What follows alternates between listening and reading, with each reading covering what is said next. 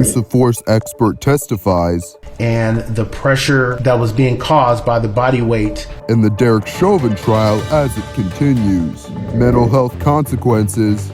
I personally have lost sleep over it. I've cried over it. Appearing in COVID-19 survivors. And a new South Florida dessert food truck finally opens. Because in Miami, there is no business like this one right now. After the pandemic delayed it. It's all coming up on Newsbreak. Hello, South Florida. I'm Zitlali Solache, and today is Thursday, April 8th, 2021. From the South Florida Media Network's Biscayne-based studios in North Miami, this is SFMN Newsbreak. Officer after officer taking the stand in the Derek Chauvin trial, trying to determine George Floyd's exact cause of death. Today is the 9th day of testimony, and so far 30 different witnesses have taken the stand. Yesterday's focus whether former Officer Chauvin's actions were extensive force. And the pressure that was being caused by the body weight could cause positional asphyxia, which could cause death. In another big moment, a special agent for Minnesota's first testified that he heard Floyd saying that he ate too many drugs. Then when he heard a longer version of the recording, he admitted that it sounded more like Floyd saying that he didn't do any drugs. Case closed this morning on the Tiger Woods car crash. The cause of the February 24th crash has been revealed. According to the LA County Sheriff, Woods was going over 40 miles per hour, the speed limit, and in unsafe road conditions. No charges were filed against Woods, and he now has a serious injury on his right leg. Two different stories this morning regarding whether Florida Representative Matt Gaetz asked former President Trump for a pardon. Trump broke his silence yesterday to say that Gaetz, who represents a congressional district in Florida, Panhandle, never personally asked him for a pardon.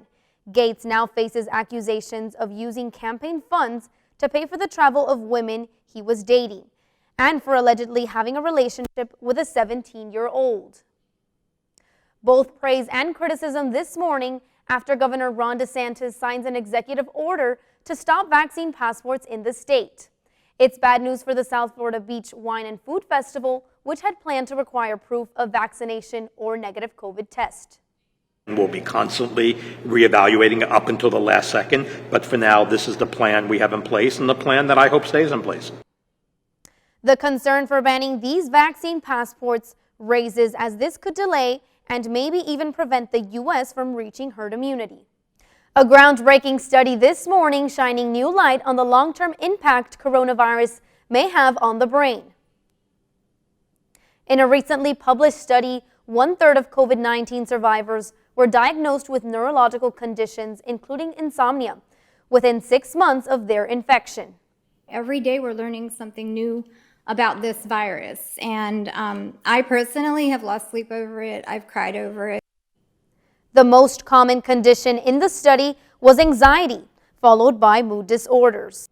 It is the first full week of April. Those who live in coastal areas of South Florida are bracing for the start of the king tide season.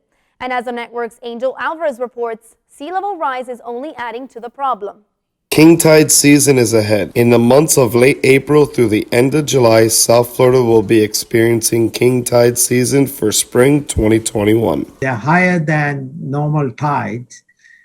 So communities right along the coast will be flooded. And as you have seen in South Beach and Miami Beach, King tides are serious. They usually bring high water levels, and anyone living in a flood zone could be affected by these results. this frequency of flooding is going to increase in the future unless the local governments take some actions. And City of Miami Beach is already doing some projects to mitigate the impacts to the residents. We have been living in the property for about 30 years, and within the last 10 years, we have seen a significant increase on the sea level because of king tides. Rodriguez says even though he sees that king tides has increased the sea level rise to an alarming rate, they still don't have water going into their home. The precautions that we take is that we make sure we don't leave anything floating in the water. The most recent sea level rise projection from South Florida Climate Change Compact states that by 2040, the sea could rise 10 to 17 inches. However, if there's an increase of ice melting, the sea could rise 21 to 40 inches.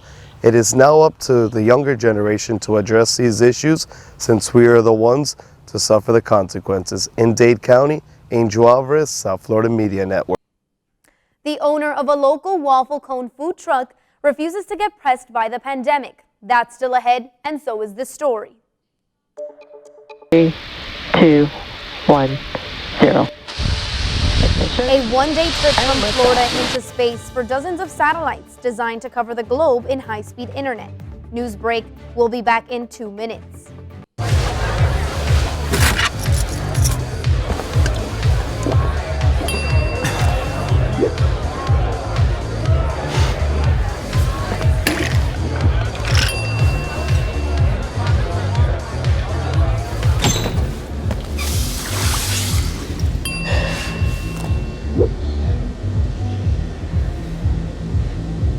If you need to do something to feel okay to drive, you're not okay to drive.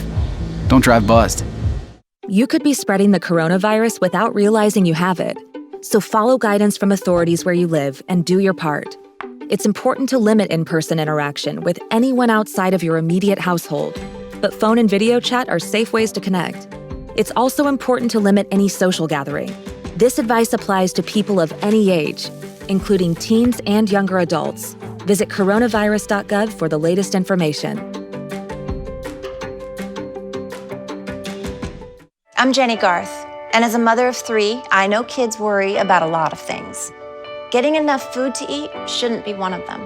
But here in America, that is a real worry for 1 in 5 children. This is unacceptable, and something Feeding America is working to solve. Through a nationwide network of food banks, Feeding America serves virtually every community in the United States, including yours. See how you can help your community. Visit feedingamerica.org. Together, we can solve hunger. Together, we're Feeding America. Multiple studies have shown that marijuana can slow both driver reaction and response time, which can be really dangerous. He's here. He's here. Wait. Why? I can't drive.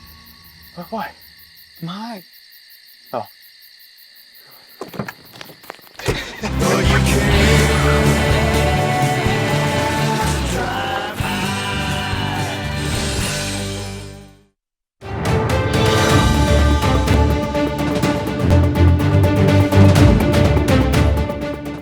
A tempting food truck treat in South Florida that almost never was.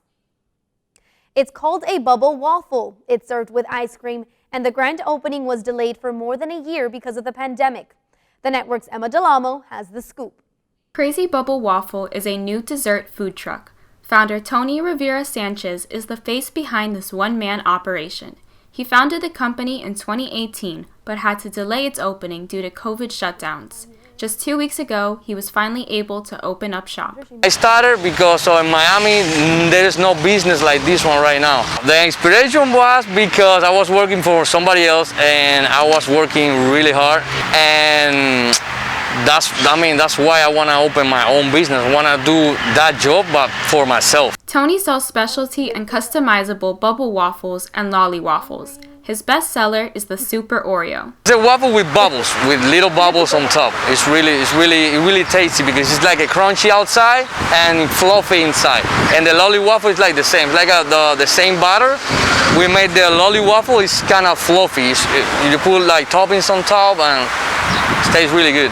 He also sells gelato, and in the future, he hopes to sell shakes and bubble bites. Customers can enjoy their dessert outside the truck at the socially distanced tables. The server was nice, it was pretty quick, the food was great, it's just all around good experience.